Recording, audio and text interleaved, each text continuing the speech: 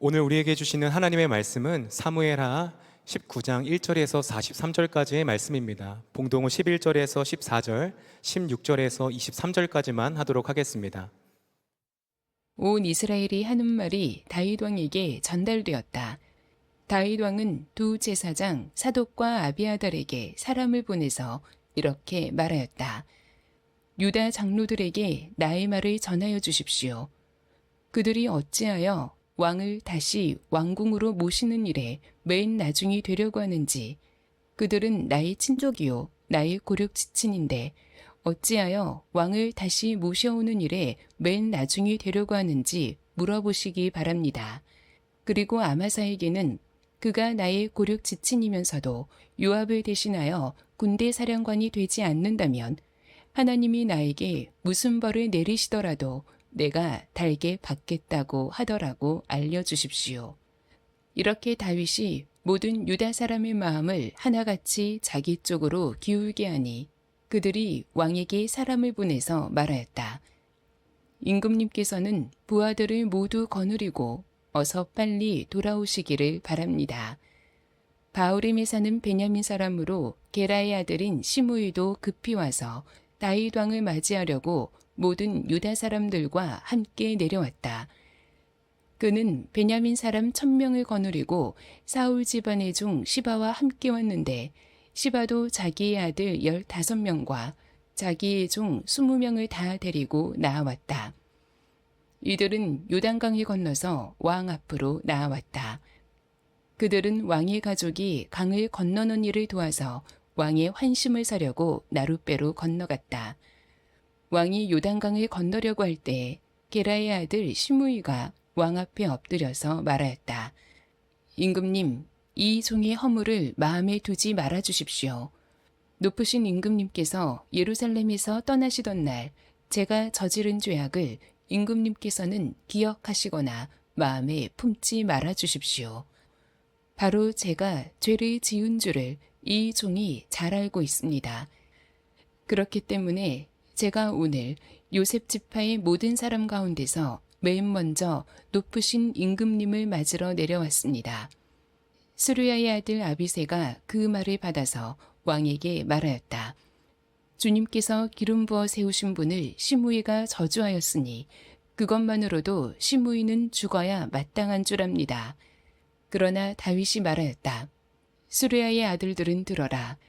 나의 일에 왜 너희가 나서서 오늘 나의 대적이 되느냐.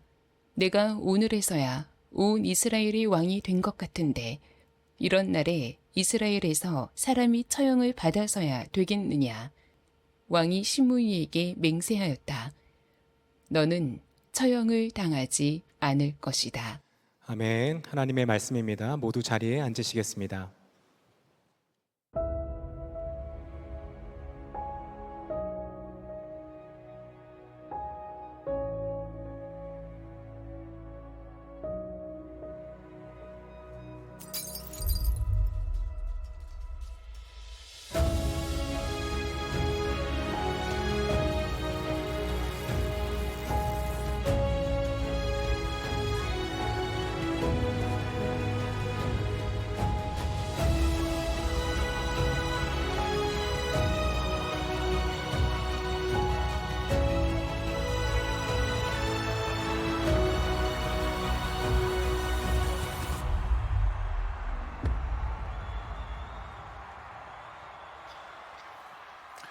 네, 오늘은 우리 10월 첫 번째 주일이고 또한 추석의 첫날이기도 합니다. 여러분 주님과 행복한 추석 되시길 바랍니다. 오늘도 우리 온라인으로 오프라인으로 오신 여러분들에게 여러분 하나님의 평강이 함께 하시기를 축복하며 우리 자외 앞에 계신 분들에게 인사하겠습니다. 주님과 행복한 추석 보내시기를 바랍니다. 네, 짧게는 추석 위드 지저스 이렇게 하시면 되겠습니다. 추석 위드 지저스. 네, 우리 온 가족이 함께 예배하시는 분들이 좀 많이 있었던 것 같습니다. 우리 일부에서부터 보니까 온 가족이 함께 예배하는 정말 주님으로 인하여서 하나 되어지고 또 복음의 놀라운 능력으로 또 온 가정이 주님을 믿는 그 구원의 역사가 있게 되기를 축복합니다. 네, 사무엘하 하나님의 나라를 세운 사람 22번째입니다. 폭풍이 지나간 자리 은혜로 다시 세우다라는 제목의 말씀을 나누겠습니다. 지난 봄에 넷플릭스에서 한 다큐멘터리가 나왔습니다. 토네이도, 폭풍의 가치다라는 다큐입니다. 혹시 보신 분 계십니까? 그 다큐는 2011년 5월 20일 미국 중서부의 미주리주에 조플린을 강타한 미국의 역사상 가장 강력했던 토네이도를 기록한 다큐입니다. 당시에 제가 그곳에서 2시간 떨어진 곳에 있었습니다. 거기에서 북쪽으로 2시간 올라가면 바로 제가 살고 있었던 캔자스시티가 나옵니다. 저도 그날을 잊을 수가 없는 것이 당시에 아이들을 유치원에 보내놓고 찾으러 가려고 하는데 토네이도 사이렌이 울리는 겁니다. 모두 대피해야 된다는 거예요. 그래가지고 저도 우리 아이들도 각각 다른 곳에 쉘터에 한동안 갇혀 있었습니다. 그런데 다행히 캔자스시티에는 토네이도가 오진 않았지만 불과 2시간 남쪽으로 떨어진 조플린에는 토네이도 등급이 5단계까지 있는데 EF5의 초대형 토네이도 320km의 풍속을 가진 폭이 1.6km입니다. 토네이도의 폭이 1.6km라고요. 1마일 정도의 어마어마한 괴물 토네이도가 서에서 동으로 조플린 시티로 향하는 것입니다. 그리고 그 도시를 강타했습니다. 38분간 그 도시를 훑고 지나갔는데 짧은 시간일 수 있죠. 38분이면 짧은 시간입니다. 그런데 그 짧은 시간 도시의 3분의 1이 사라졌습니다. 한번 사진을 보시기 바랍니다.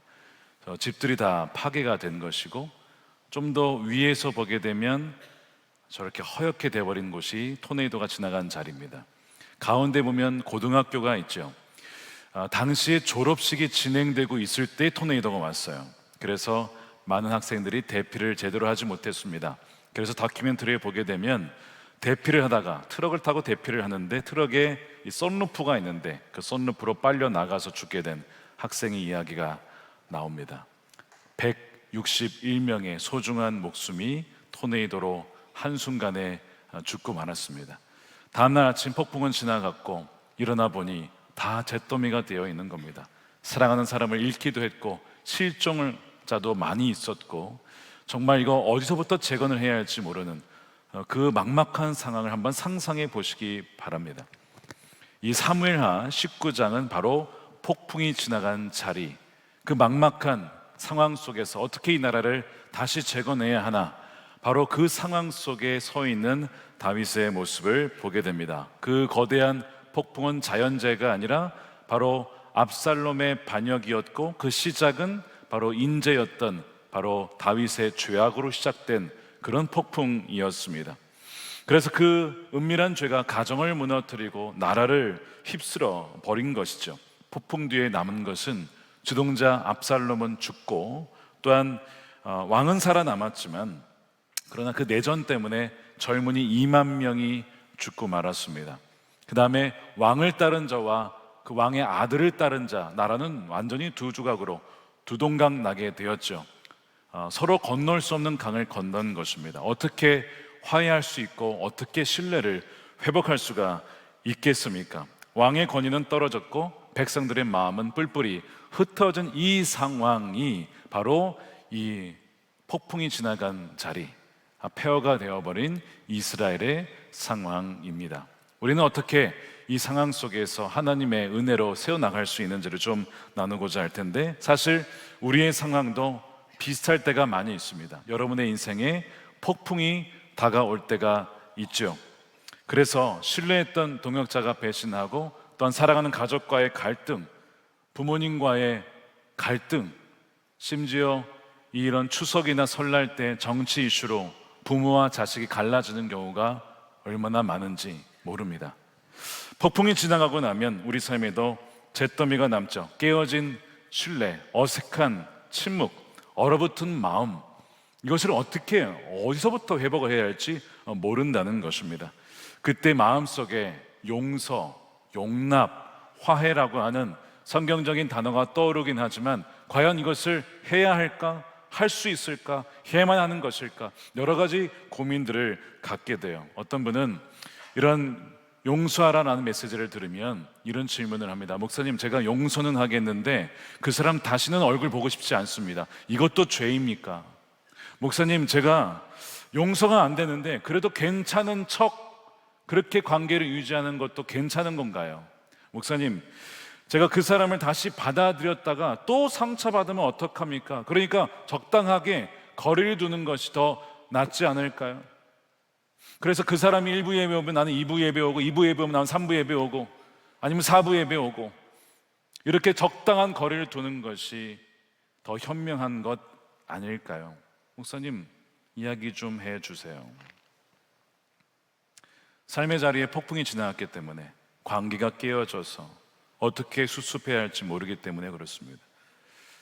여러분, 아이들의 학생 시절 학교 다니면서 학교 폭력 이슈가 발생합니다. 피해자로 우리 아이가 당했을 때 여러분 부모로서 어떻게 하시겠습니까? 분노하겠죠. 내 아이가 마음이 다쳤고 몸도 다쳤고 가해한 학생에게 똑같이 해주고 싶고, 어떻게 그 아이를 길렀길래 그 부모는 이런 가해자와 같은 자녀를 길렀을까, 이런 생각도 들기도 하지 않겠습니까? 그런데 만일 내 아이가 가해자라고 한다면 어떻죠? 고개를 들 수가 없죠. 민망하죠. 피해자의 부모와 자녀를 어떻게 보겠습니까? 그러니까 이런 일들을 겪을 때에 과연 원수를 사랑하다, 이것을 어떻게 우리 삶에서 적용해야 할지, 여러분, 이런 일들이 교회 안에서 벌어진다면, 자녀들 사이에, 부모들 사이에, 성가대원들끼리, 속회원들끼리, 성도와 성도 간에, 목회자와 성도 간에 벌어지면 여러분, 이거 어떻게 해야 합니까? 공의를 세워야 합니까? 아니면 그냥 용서하고 덮어야 하는 것이 정말 맞는 것입니까? 그러니까 이것이 오늘 우리가 겪는 실질적인 우리 삶의 크고 작은 폭풍입니다. 정신과 의사이자 하버드대 의과대학 교수이신 주디스 허먼이 진실과 회복, The Truth and Repair라는 책을 썼습니다. 거기 보면 이런 갈등 상황에서 사람들이 두 가지 극단적인 선택, 실패를 한다는 겁니다. 그 무엇이냐? 하나는 무자비한 정의의 칼을 휘두른다는 거예요. 아비새처럼 오늘 본문에 죄를 지은 사람이 마땅히 죄값을 받아야 됩니다, 이런 식으로 외치는 것이죠. 정의가 바로 서야 관계가 회복됩니다. 여러분, 이 말은 틀린 말이 하나도 없습니다. 그런데 이 정의의 요구가 보통은 복수심과 감정이 섞여 있기 때문에 정말 정당한 정의를 세우기보다는 보복으로 흐를 가능성이 굉장히 많이 있죠.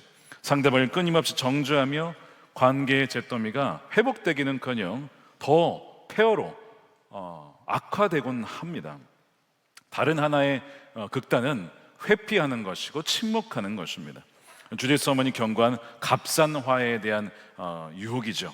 그래서 진실을 대면하는 고통을 피하기 위해서 그 문제를 인정하지 않거나, 혹은 반대로 아직 마음에서 용서가 되지 않았는데 괜찮은 척 그렇게 관계를 유지하는 것, 우리는 결국에는 그를 영접하는 것처럼 보이지만 마음속에 여전히 용서하지 못하는 깊은 쓴뿌리를 갖게 되는 것이죠. 그러니까 용서 없는 용납, 또 용납 없는 용서, 이 모든 것은 불완전하여서 결국에는 관계를 온전히 회복시키지 못합니다. 결국에는 하나님께서 오늘 말씀을 통해서 그렇다면 어떻게 해야 이 폭풍이 지나간 자리, 잿더미가 된 상황 속에서 하나님의 나라를, 또 우리의 공동체를 다시 세워나갈 수 있는지를 세 가지 은혜의 길을 통하여 말씀하고 있습니다. 첫 번째, 폭풍이 지나간 자리 다시 세우는 세 가지 은혜. 첫 번째는 자존심의 벽을 허물고 먼저 찾아가는 은혜입니다. 자, 전쟁이 끝났는데 그 반역의 중심지에 어느 지파가 있었는지 아십니까? 바로 유다 지파입니다. 다윗이 속해 있었던 유다 지파가 압살롬에게 붙었어요. 그래서 헤브론에서 시작하지 않았습니까? 근데 이제 압살롬이 죽고 나서 결국에는 이 반역의 실패로 돌아갔습니다. 그러니까 유다 지파가 이 왕에게 다시 돌아가야 되는데 돌아가지도 못해요. 반역자가 되어버렸으니까. 그러니까 이러지도 못하고 저러지도 못하고 있는 이 어색한 침묵의 벽을 깬 자가 바로 다름 아닌 다윗입니다. 다윗이 제사장을 먼저 보내서 그들에게 용서의 손길을, 화해의 손길을 내밀죠. 자, 그것이 11절입니다. 유다 장로들에게 나의 말을 전해 주십시오. 그들이 어찌하여 왕을 다시 왕궁으로 모시는 일에 맨 나중이 되려고 하는지, 그들은 나의 친족이요 나의 고륙 지친인데 어찌하여 왕을 다시 모셔오는 일에 맨 나중이 되려고 하는지 물어보시기 바랍니다. 다윗의 메시지는 책망이 아니었습니다. 후폭풍이 아니었어요. 보복이 아니었습니다. 너희들 나를 배신했지, 내가 특검을 차려서 다 조사해 버리겠어. 누가 앞장섰는지, 누가 플랜을 짰는지 하나하나 다 처단해 주겠어. 여러분, 얼마든지 다윗도 여러분 그렇게 할 수 있습니다. 반역의 뿌리를 뽑아야 한다. 여러분 그럴 수 있잖아요. 우리가 얼마나 그런 모습들을 자주 보곤 합니까? 다윗도 그렇게 할 수 있었는데 다윗은 뭐라고 하냐면, 그들은 나의 친족입니다. 고륙 지친입니다. 그러니 왕이 돌아오게 다는 이 길을 당신들이 앞장서서 해주셨으면 좋겠습니다. 참 마음도 좋아요. 다윗이 먼저 찾아가는 은혜를 베풀고 있는 거예요. 그러면서 이 반역의 총사령관이었던 아마사를 자신의 군사령관으로 세우겠다는 거예요. 야, 이거 너무 위험한 거 아닙니까? 이러다가 나중에 정말 죽으면 어떡하려고. 근데 여러분, 이유가 있었어요.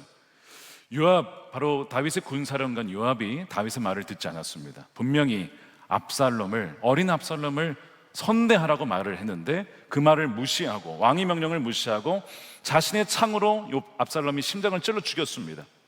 다윗이 그걸 알고 있었어요. 더 이상 내 말을 듣지 않는 요압, 이제는 다윗이 위협을 받을 정도로 강해버린 이 요압을 견제하기 위하여 이 아마사를 총사령관으로 세웠던 것, 즉 다윗의 노련한 정치적인 계산이 포함되어 있는 제안입니다. 그런데 단지 정치적인 제안으로만 볼 것이 아니라 다윗이 이 유다 지파를 품은 이유가 있습니다. 자신이 지금 두 번째 광야를 지나가면서 자신은 이제는 완전히 끝난 존재였어요. 왕위도 잃고 자신의 커리어도 다 끝났고 가족도 다 몰살당할 수 있었고, 그렇게 완전히 사라질 수 있었던 상황에서 자신이 다시 돌아온 것은 자신의 군사력이 강해서 그의 지혜가 많아서가 아니라, 뛰어나서가 아니라 전적인 하나님의 긍휼과 자비로 자신이 돌아오게 된 것을 다윗은 그 누구보다도 잘 알고 있었습니다. 내가 서 있는 이 자리가, 나의 삶 자체가 하나님의 은혜로 세워지는 것인데, 내가 누구를 정죄하며 비판하며 판단하며 누구를 죽일 수가 있겠는가? 이것이 다윗이 느꼈던 그 당시의 감정이었어요. 그 당시의 그 믿음이었습니다. 하나님이 나를 이렇게 선대해 주셨고 그 끔찍한 죄를 저질렀는데도 살려주셨는데 내가 어찌 유다 지파를 멸할 수 있겠는가? 그 은혜로 찾아가는 은혜를 베푼 것입니다. 여러분, 이것이 누구를 닮았습니까? 우리 아버지 하나님을 닮았어요. 우리 하나님께서 우리에게 어떻게 대우하셨습니까? 로마서 우리 5장 8절 말씀 우리 함께 읽어보겠습니다. 시작. 그러나 우리가 아직 죄인이었을 때에 그리스도께서 우리를 위하여 죽으셨습니다.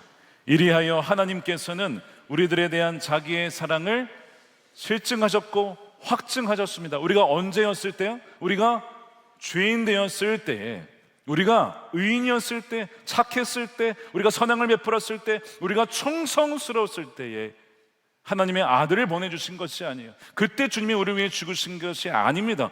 우리가 반역자였을 때, 우리가 죄인 되었을 때, 하나님을 떠나서 멋대로 살아갈 그때에 그냥 죽도록 지옥에 가도록 내버려두지 않고 우리를 살리겠다고, 우리를 사랑하셔서 포기할 수 없다라고 그 아들을 보내주신 분이 우리 하나님 아니시겠습니까?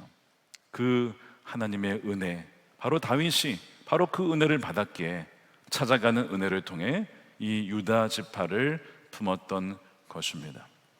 여러분의 인생에 유다 지파와 같은 사람은 누굽니까? 유다 지파와 같은 그룹은 어떤 그룹이 있었습니까? 집단적으로 여러분들을 왕따를 시키거나 소외를 시키거나 모함을 하거나 반역했던 사람이 있으십니까? 우리가 죄인 되었을 때 하나님의 사랑을 입었으므로 우리도 찾아가는 은혜를 통해 마땅히 손 내미는 것이 하나님의 그 십자가의 사랑을 받은 자로서 마땅한 행동인 줄로 믿습니다. 이것이 찾아가는 은혜입니다. 이것이 하나님 나라를 세우는 사람의 특징인 것이죠. 두 번째, 폭풍이 지나간 자리 다시 세우는 세 가지 은혜의 두 번째입니다. 용납을 넘어 완전히 용서하는 은혜입니다. 다윗이 이제 요단강을 건너서 왕궁으로 복귀하려고 할 때 그때쯤에 찾아온 사람이 있었습니다. 그를 가장 비참하게 저주했던 사람 누구죠? 시므이가 다윗을 찾아와 엎드려서 자신의 죄를 공적으로 시인합니다. 이 종의 허물을 마음에 담아두지 말라는 겁니다. 여러분, 시므이가 어떤 죄를 저질렀습니까? 다윗이 맨발로 감람산을 울면서 올라갈 때에 돌 던지면서 흙먼지 일으키면서 저주했던 사람입니다. 사무엘하 16장 6절에 다윗 왕의 모든 부하와 모든 용사가 좌우의 왕을 호위하고 가는데도 불구하고 그는 다윗과 그의 모든 신하에게 계속하여 돌을 던졌다. 시므이가 다윗을 저주하여 말하였다. 영영 가거라, 이 피비린내 나는 살인자야, 이 불안당 같은 자야. 사울의 족속이었기 때문에 사울의 죽음이 다윗 때문이라고 굳게 믿었던 이 시므이는 바로 그 죗값을 지금 다윗이 받는다고 생각하고 다시는 돌아오지 말아라, 그러다 죽어라, 이렇게 저주를 하게 됩니다. 자, 이렇게 끔찍한 욕설을 한 것은 단지 왕에 대한 반역이 아니라 하나님이 다윗을 세웠는데 다윗을 세우신 하나님에 대한 반역이기도 했습니다. 그런데 그 시므이가 이제 왕 앞에 엎드려서 마치 회개하는 것처럼 보이는 거야. 그러면서 마음에 담아두지 말라는 겁니다. 여러분, 시므이가 지금 진짜 회개하는 것일까요?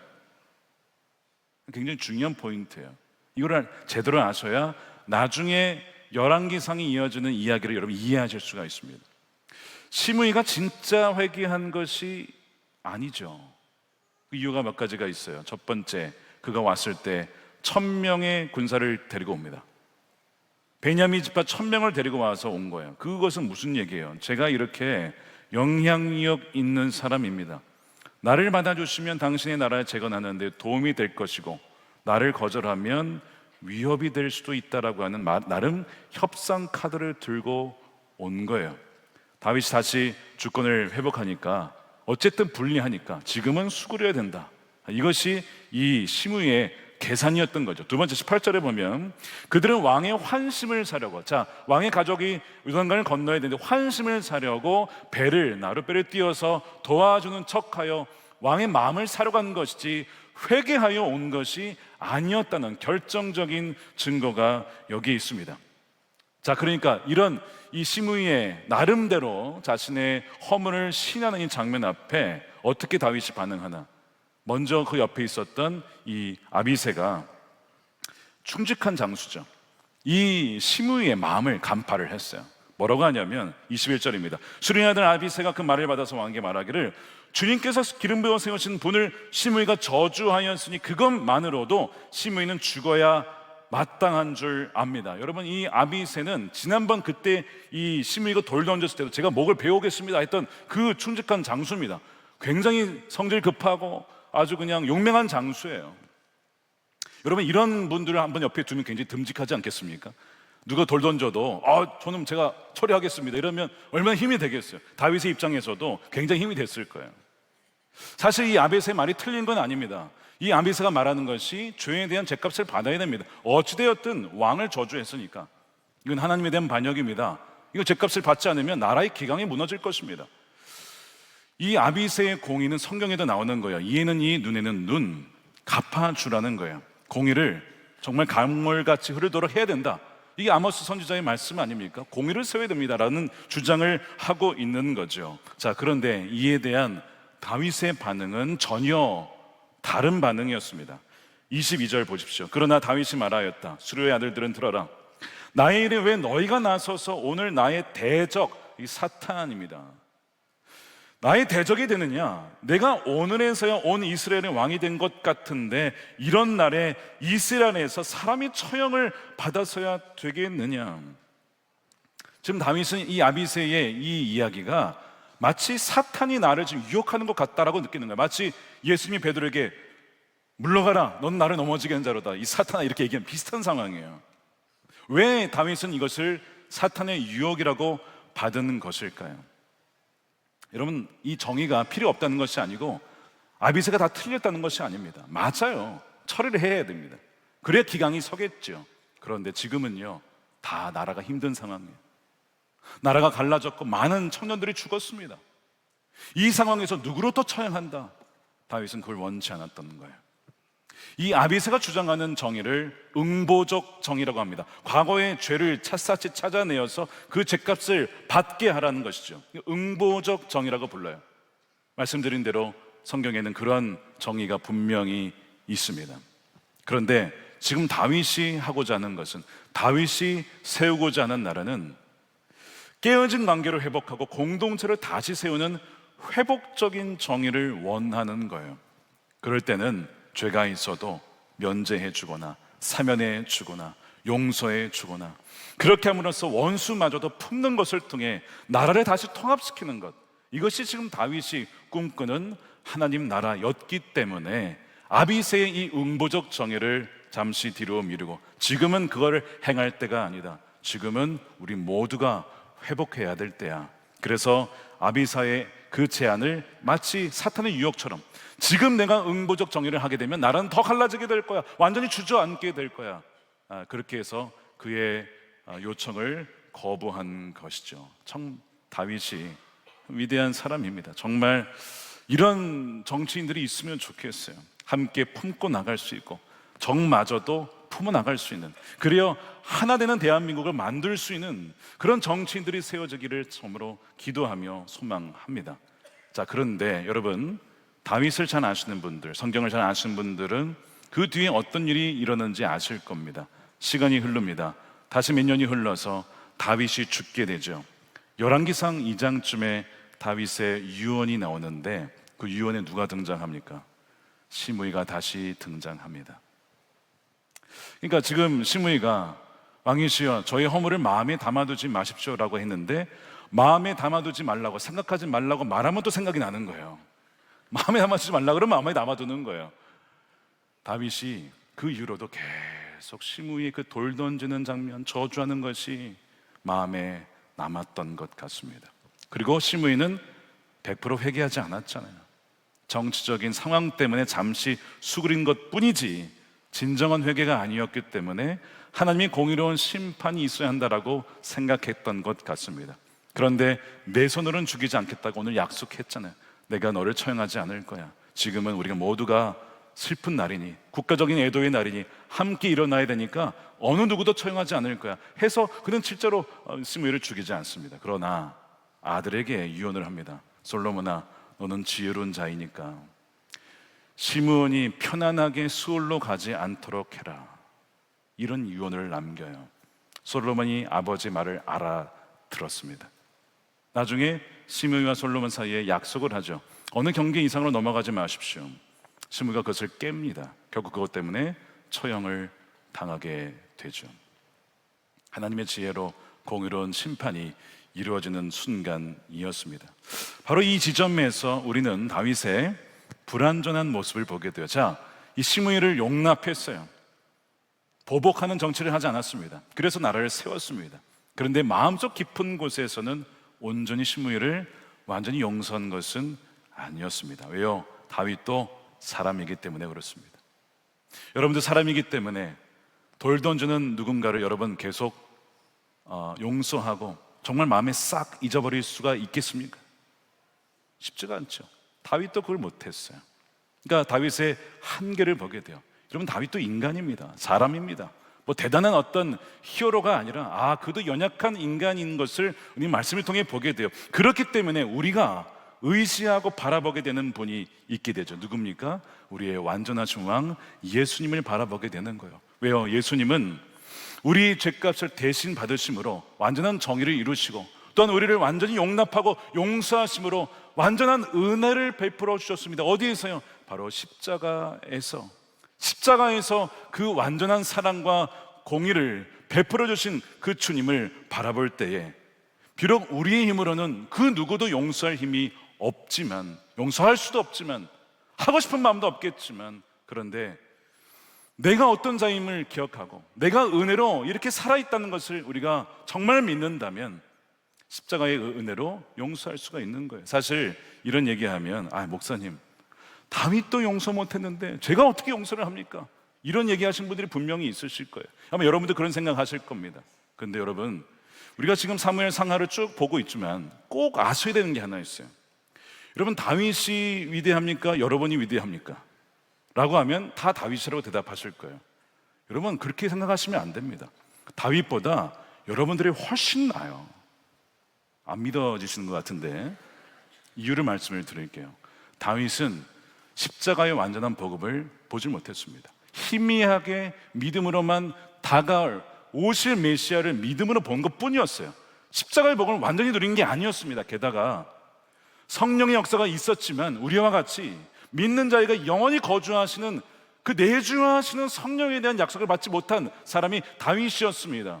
그렇기 때문에 그가 죄를 범죄했을 때 나의 이 성령을 거두지 마십시오 라고 얘기했던 것처럼 그런 시대에 살았어요. 그런데 우리는 어떻습니까? 십자가의 복음도 분명히 알고 있습니다. 누리고 있습니다. 성령께서, 주님께서 친히 이 냄새나는 우리 마음속에 마국간과 같은 이런 마음속에 좌정하셔서 성전이 되어주셔서 우리 마음 가운데 보좌하고 계시고 좌정하고 계시고 그리고 우리를 주장하고 계시지 않습니까? 그러니까 우리 힘으로는 불가능한데 우리 안에 계신 주님 때문에 우리는 용서할 수가 있는 거예요. 그러니까 여러분들이 다윗보다 훨씬 더 낫다는 거예요. 훨씬 더 감당할 수 있는 힘과 능력이 있다는 것입니다. 그래서 여러분, 우리가 정말 그리스도인지 아닌지는 평소에는 잘 몰라요. 예배드리는 모습만으로는 솔직히 잘 모릅니다. 언제 우리가 정말 십자가를 알고 은혜를 받은 자인지가 드러나느냐? 바로 그 갈등의 순간에 우리에게 돌 던지는 사람에게 우리가 어떻게 대하는가, 그걸 보면 내가 진짜인지 가짜인지가 거기서 나타나는 거예요. 처음에는 괴롭게 힘들어하다가 결국에는 용서를 선택하고 결국에는 그를 용납하는 것을 통하여 내가 정말 그 십자가를 누린 은혜의 사람이구나 하는 것이 거기서 드러나게 된다는 것입니다. 여러분들, 지난 한 달간, 지난 1년을 돌아보면서 여러분의 시므이는 누구였습니까? 그리고 여러분 정말 그 시므이를 용서하셨습니까? 아니면 마음속 깊이 여전히 그 유언의 순간까지도 그 사람을 용서하지 못한 채 마음에 쓴뿌리로 담아두고 계십니까? 오늘 말씀은 우리에게 분명하게 얘기합니다. 용서는 선택이 아니라 하나님의 명령이며 마땅히 우리가 십자가의 은혜를 받은 자로서 당연히 자연스럽게 선택해야 될 바로 하나님의 명령인 것을 오늘 말씀을 통해서 드러나게 돼요. 바로 그런 순종하는 자를 통하여 하나님의 나라가 재건이 되어지고 이미 임하였지만 온전한 나라가 세워지게 될 줄로 믿습니다.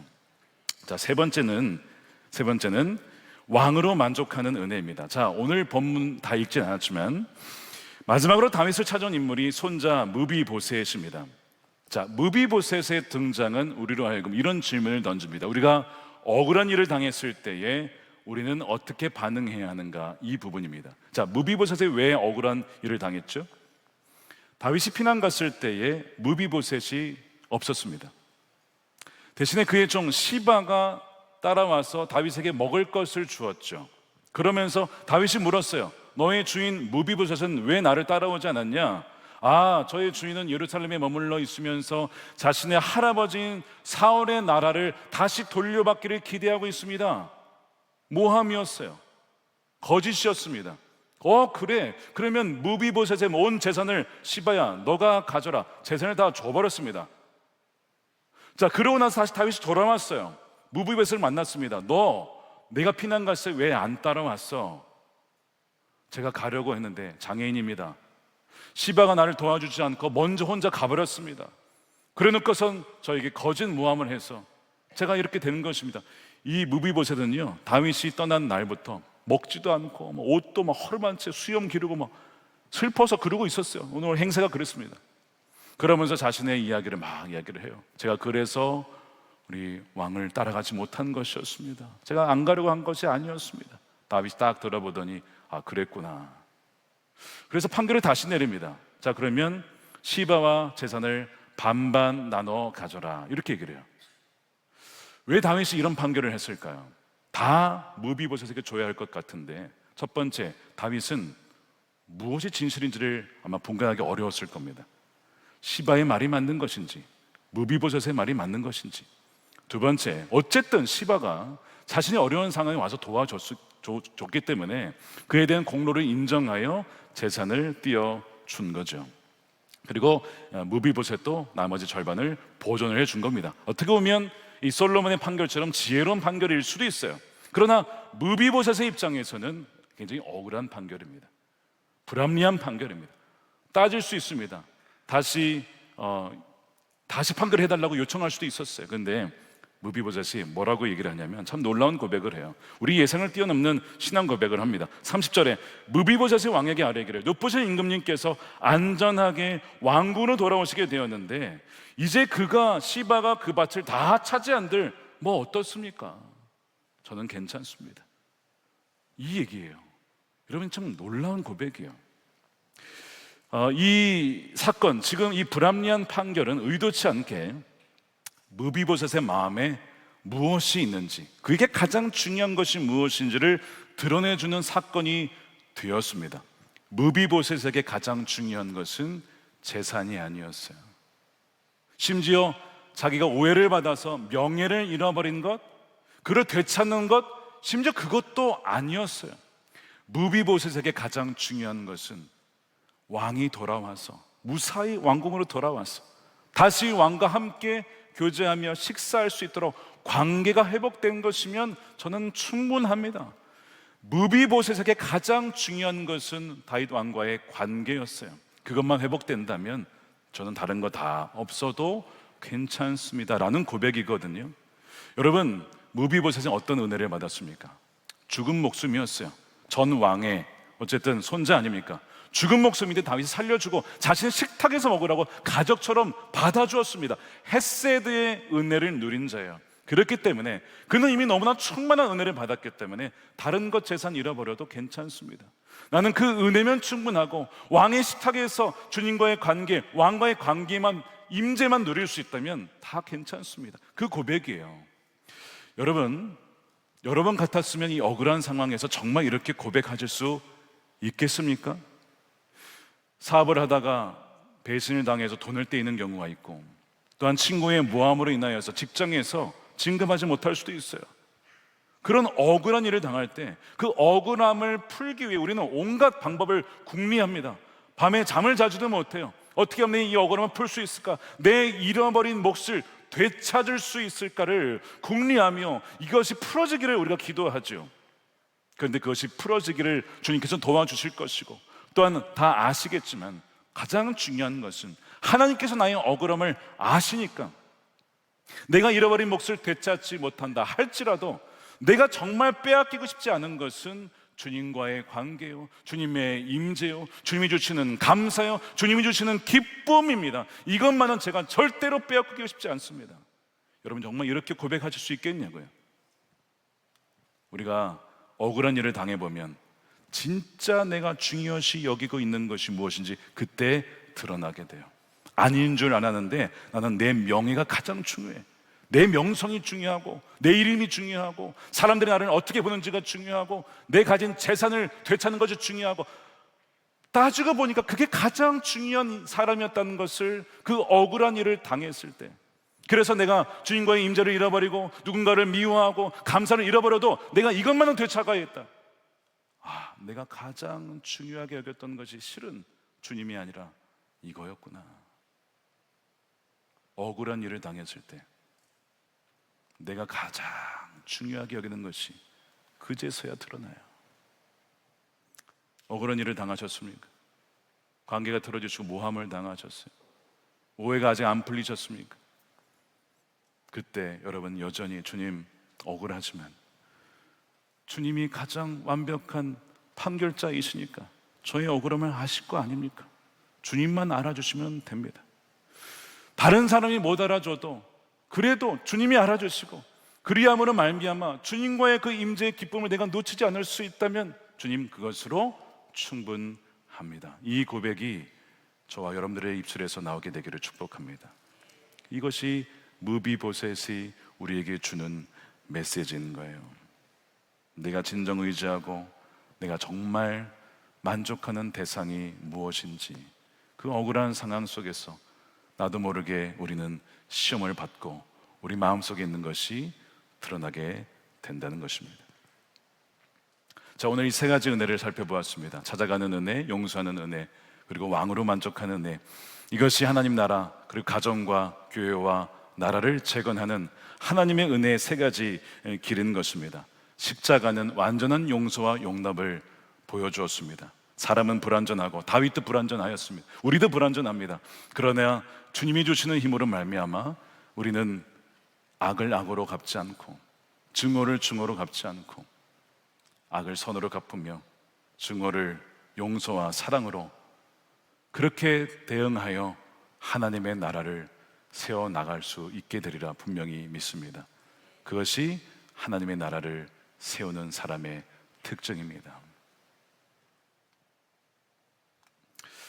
지난 미주 동부 트립팀이 펜실베니아 주의 랭캐스터라는 지역에 아미시 마을을 방문을 했습니다. 근데 그것은 20여 년 전에 2006년 10월 2일에 아주 끔찍한 폭풍이 왔던 곳입니다. 그 폭풍은 자연재해, 토네이도 이런 것이 아니라 총격 사건이었습니다. 당시 우유 배달원이었던 찰스 로버츠라는 남자가 총을 가지고 그 아미시 마을의 학교에 들어가서 12살에서 6살 사이에 여자아이들만 10명을 남겨놓고 다 보내고 인질극을 벌입니다. 경찰과 대치를 하다가 결국에는 소녀 5명을 총으로 죽이고 나머지 5은 총을 쐈는데 죽진 않았지만 평생 장애를 안고 살게 되었습니다. 그리고 그 자신도 자살을 했습니다. 이 끔찍한 사건이 그 평화로운 아미시 마을에 벌어졌던 것이죠. 마땅히 복수와 또 저주가 터져나와야 될 그 비극의 현장에서 세상은 도무지 이해할 수 없는 광경을 보게 돼요. 불과 몇 시간 뒤에 숨진 소녀 마리안의 할아버지가 이웃들을 향해서 외칩니다. 우리는 그 가해자를 용서해야 합니다. 그리고 그 아미시 공동체의 사람들이 다 같이 반응하여 공동체 대표단이 가해자의 집을 찾아갑니다. 그 남편, 가해자 남편 죽었죠? 그 아내와 아이들을 위로합니다. 우리의 아이들을 잃어서 우리도 슬픔을 당하고 있는데 당신도 같은 슬픔을 당하고 있군요. 그래서 그 가해자의 가족을 위로했다니까요. 그리고 그 가해자의 장례식에 참석을 해요. 이게 말도 안 되는 일이죠. 아니 어떻게 그런 일이 있을 수 있습니까? 이 아미시 마을은, 이 아미시라는 공동체는 제세례파의 후손들입니다. 정말 말씀을 그대로 믿는 사람들이에요. 그래서 그들이 항상 하는 기도에 주기도문이 있었죠. 우리가 우리에게 죄 지은 자를 사하여 준 것처럼 우리의 죄를 사하여 주십시오. 우리가 우리에게 죄 지은 자를 우리가 용서할 때에 주님 우리의 죄도 용서해 주십시오. 우리가 그것을 용서하지 않으면 주님이 우리 죄를 용서하지 않는다고 굳게 믿었어요. 그래서 그는 가해자 가족까지 다 용서한 것입니다. 그런데 그것이 끝이 아니었어요. 이 아미시 영성에는 갈라센 하이트라고 하는 평정 침착이라는 영성이 있습니다. 모든 것이 하나님의 주권과 섭리 가운데 있기 때문에 나의 복수할 권리마저도 내려놓고 하나님의 공의하심에 맡겨드리며 우리가 해야 될 것은 산상순의 말씀처럼 원수도 사랑하는 것이다. 이것이 그들의 삶 가운데 쭉 내려져 왔었던 거예요. 그래서 그들은 복수할 권리를 하나님께 내어드리고 정말 그 가해자를 용서하고 정말 그렇게 품었던 것입니다. 부분적인 용납, 용서가 아니라 완전한 용납, 용서로 그렇게 품었던 거예요. 나중에 이 사건의 이 용서가, 이 이야기가 퍼져나가면서 비그리스도인들이 감동을 받고 그리스도인들에게 나와 나도 그 신앙을 갖고 싶다. 그 비결이 무엇이냐? 이렇게 묻는 일들이 굉장히 많이 일어났다고 합니다. 게다가 그 이후로도 미국에는 총기 사고가 참 많이 발생했죠. 그런데 이 아미시의 영성, 원수마저 사랑하는 것이 어떻게 보면 흐름이 되어서 크리스천들이 죽음을 당했을 때 그 피해자들이 가해자들을 용서하는 것이 계속 트렌드가 되었습니다. 최근에 찰리 커크가 암살을 당하고 에리카 커크가 그 남편의 추모 예배에서 총격범을 용서합니다 라고 고백을 했죠. 그러면서 하는 얘기가 이거였습니다. 왜냐하면 예수님께서도 우리를 그렇게 용서하셨고 남편도 그렇게 했을 것이기 때문입니다. 그래서 그 영맨을 용서한다라고 그렇게 얘기를 했어요. 여러분 이것이 여러분 가능하리라 보십니까? 여러분 죽음 앞에 있으면 사람들은 거짓말을 못합니다. 근데 그 죽음 앞에서 남편의 죽음을 보고도 그 총격범을 용서하는 그 모습을 통해 바로 이것이 아미시의 그때 용서 이후에 계속 흘러온 그리스도인들의 고백이었고, 증오는 증오로 이길 수 있는 것이 아니라 증오는 용서와 사랑으로만 이길 수 있다, 그것을 보여준 사건이었습니다. 나중에 이 조플린이 회복이 됩니다. 한 1년 뒤에 오바마 당시 대통령이 와서 그 고등학교 졸업식에 와서 그들을 격려하고 또 축하해 주죠. 그리고 도시를 다시 재건하기 위하여서 미국의 수많은 봉사자들이 와서 그 조플린을 다시 세우게 됩니다. 그래서 한 생존자가 말하기를, 우리는 모든 것을 잃었었지만 세상의 모든 사랑을 얻었습니다. 그들은 단지 건물을 복귀한 것이 아니라 그들은 잿더미 위에서 은혜와 사랑으로 더 강한 공동체를 다시 세운 거예요. 제가 몇 년 뒤에 그곳을 방문했을 때 그 도시는 완벽하게 복구가 되어 있었습니다. 여전히 물론 일부 나무가 다 자라지 못한 채 그 토네이도의 흔적이 남아있긴 했지만 이것이 언제 이 토네이도를 당했나 싶을 정도로 도시는 재건되어 있었습니다. 사랑하는 여러분, 우리의 삶의 현장 속에서, 여러분들의 가정과 공동체 속에서 폭풍이 지나간 자리가 있으십니까? 기억하십시오. 악은 악으로 이길 수가 없고, 또한 증오와 폭행은 우리의 힘으로 이길 수 있는 것이 아니라 오히려 주의 용서와 은혜로 이길 수 있다고 하는 것. 하나님의 나라는 폭력으로 세워지는 것이 아니라 하나님의 나라는 용서와 은혜로, 찾아가는 은혜로, 용서하는 은혜로, 또한 온전히 왕으로 만족하는 그 은혜로 세워지게 된다는 것을 기억할 때 여러분들의 삶을 통하여서 하나님의 나라가 다시 세워지게 되고 온전히 임하게 될 줄로 믿습니다. 우리 함께 이 시간 기도하는 시간 갖겠습니다.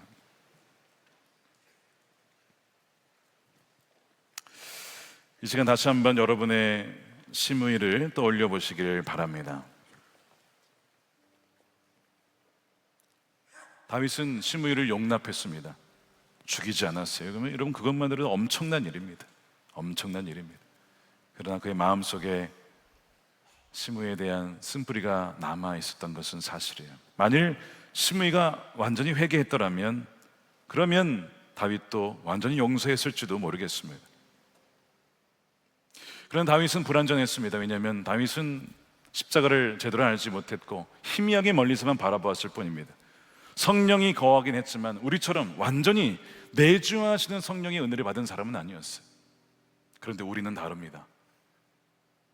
아미시의 그 피해자들, 우리와 다윗이 다른 것은 우리에게는 바로 십자가의 복음의 은혜, 성령이 떠나지 아니하시고 우리 안에 계신 그 주님, 거주하시고 좌정하시고 우리 인생을 이끌어 가시는, 도무지 용서할 수 없는 사람마저도 품을 수 있도록 하시는 그 성령이 우리 안에 계시다는 것이 다윗과 우리의 다른 점입니다.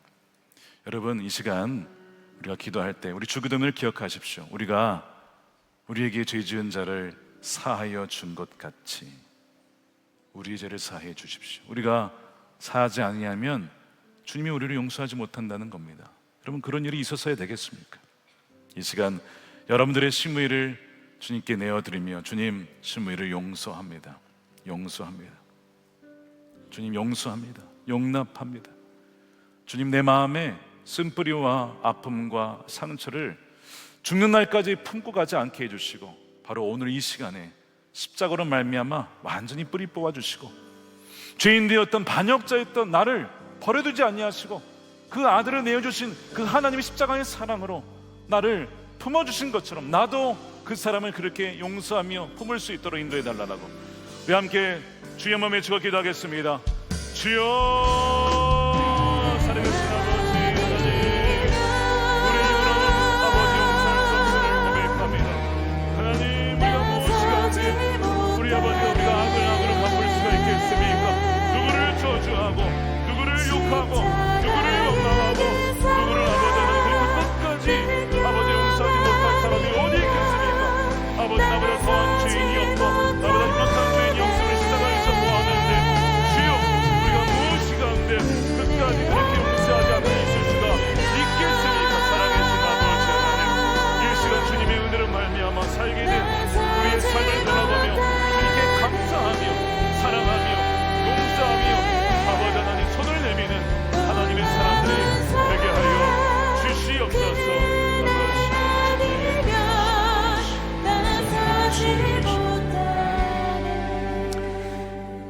은혜와 자비가 풍성하신 아버지 하나님, 우리가 아직 죄인 되었을 때에, 우리가 반역자 되었을 때에, 우리가 압살롬 되었을 때에 우리를 죽도록 내버려 두지 아니하시고 우리가 무엇이 간데 우리를 살리시기 위하여 자신의 독생자 아들 예수님을 보내시고 대신 죽게 하시고 완전한 정의를 행하시며 또한 우리를 용납하여 주시고 자녀 삼아 주셔서 완전한 은혜를 베풀어 주셨습니까? 주님, 그 은혜와 사랑에 감사드립니다. 주님, 우리가 이 은혜를 잊지 않게 해 주십시오.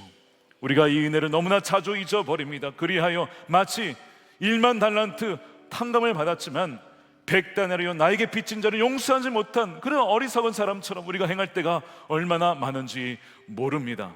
주님, 다윗이 아버지 유다 지파를 품고 또한 시므이를 용납했던 것처럼, 또한 주님께서 우리를 완전히 사랑하시고 우리를 품으신 것처럼 우리도 하나님, 우리에게 돌 던지고 죄 지은 자를 사랑하며 용납하며 불쌍히 여기며 먼저 찾아가는 은혜, 용서하는 은혜로 나가게 하여 주시옵소서. 때로는 억울할 때가 있습니다. 무비보셋처럼 주님, 너무나 억울합니다. 주님, 갚아주시기를 원합니다.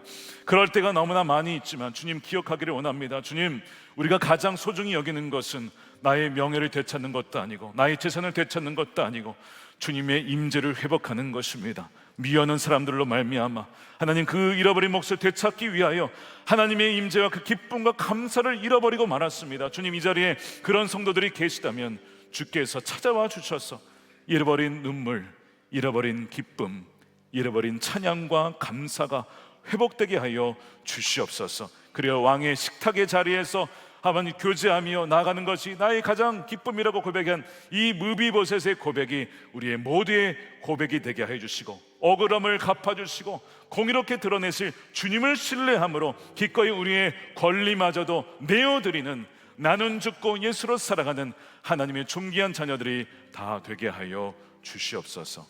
주님, 추석을 맞이하여 많은 가족들이 모여 있습니다. 여러 가지 이슈로 말미암아, 정치 경제 이슈로 말미암아 부부간에, 부모와 자녀간에 갈라진 가정이 있다면 주 예수 그리스도의 십자가의 보혈로 하나님 회복시켜 주시옵소서. 아버지 하나님, 이 추석이 정말 주님으로 말미암아 하나 되어지고 주님으로 말미암아 온 가정이 구원받는 은혜가 넘치는 이번 추석이 되기를 원합니다. 하나님, 함께 예배하게 하시고 찬양하게 하시고 지난 올해 하나님의 은혜를 기억하며 찬양하는, 하나님 축하하는 예배가 아버지 드려지게 하여 주시옵소서. 이 시간 11조로 감사헌금으로 구제헌금으로 주님께 구별하여 올려 드립니다. 우리 몸도 마음도 깊으신 뜻을 위하여 드리오니 주님의 뜻을 위하여 마음껏 사용하여 주시고 우리 마음속에 하나님의 손을 심어주시고 깊으신 뜻을 위하여 친히 일하여 주시옵소서. 아버지, 병중에 있는 자를, 환자를 고쳐주시고 치유해 주시며 만져주시며 회복해 하시는 은혜를 하나님 허락하여 주시옵소서. 이 나라가 갈라진 나라 되지 않게 해주시고 하나님, 백성들의 마음이 주 예수 그리스도에 인하여 하나 되는 나라가 되기를 원합니다. 주님, 지도자들에게 분별력을 주시고 보복하는 정치, 정말 보복하며 응징하며 그렇게 피바람이 부는 정치가 아니라 정말 상대방을 포용하고 한 민족, 대한민국을 세워나갈 수 있는 그런 정치인들이 다 될 수 있도록 지혜와 청명과 은혜와 자비를 베풀어 주시옵소서. 남과 북이 복음으로 하나 되게 하시고 북한에 억눌려 있는 김정우 김국기 목사님, 최충길 선교사님, 장문석 집사님을 속히 풀어주시고 억눌리는 주의 백성들이 풀려나 함께 예배하는 그날이 속히 오게 하여 주시옵소서.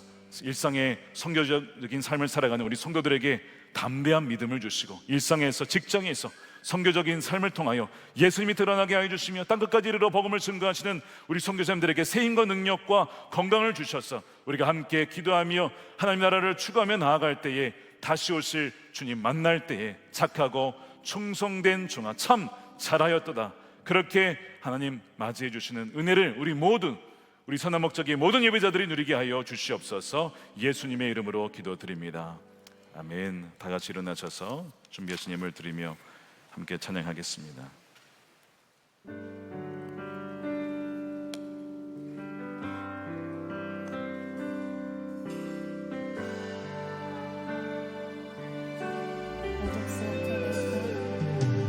어둠 속에 매이던 내 영혼 갈 길 몰라 방황할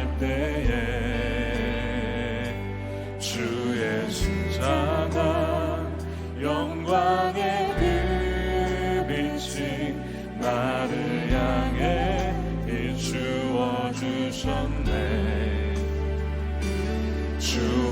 주홍빛보다 더 붉은 내진 그리스도의 피로 씻기어 완전한 사랑 주님의 은혜로 완전한 사랑 주님의 은혜로 새 생명 주께 얻었네. 그 손 들고 찬양합니다. 은혜 아니면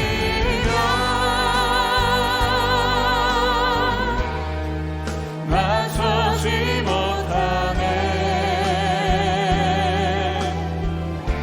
십자가의 그 사랑 능력 아니면 나서지 못하네.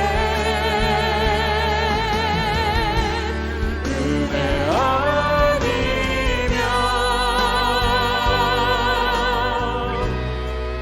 나서지 못하네.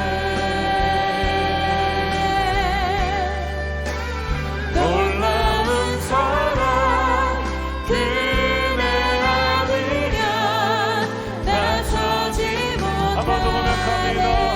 은혜 아니면 은혜 아니면 나서지 못하네. 십자가의 그 사랑 십자가의 그 사랑 능력 아니면 나서지 못하네. 은혜 아니면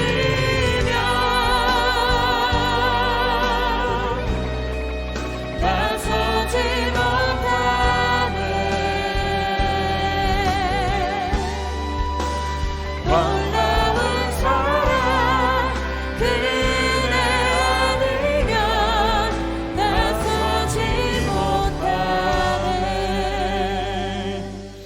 축도하겠습니다. 이제는 우리 주 예수 그리스도의 크신 은혜와 아버지 하나님의 풍성하신 사랑하심과 성령님의 가방감동 교통 내주하심이 우리에게 돌 던지는 심의를 향해 저주와 복수가 아니라 용납하고 십자가의 사랑으로 용서하기로 주 앞에 결단하며 나아가는 사랑하는 우리 모든 선한목적교회 예배자들 머리머리 위에 저들의 가정과 일터와 사랑하는 자녀들과 다음 세대와 몸된 교회와 조국 대한민국과 열방 가운데 영원히 함께 하시기를 간절히 축원하옵나이다.